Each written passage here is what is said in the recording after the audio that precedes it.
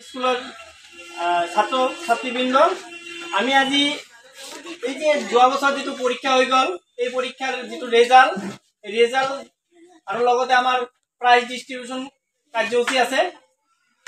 আমি ৰেজাল্টৰ লগে লগে আজি আমাৰ সাৰ্টিফিকেট মাৰ্কশ্বিট এইবিলাক আমি বিতৰণ কৰিম আৰু লগতে আমি যিহেতু 80% ওপৰত আছে সিহঁতক আমি প্ৰাইজ ডিস্ট্ৰিবিউশন কৰিম।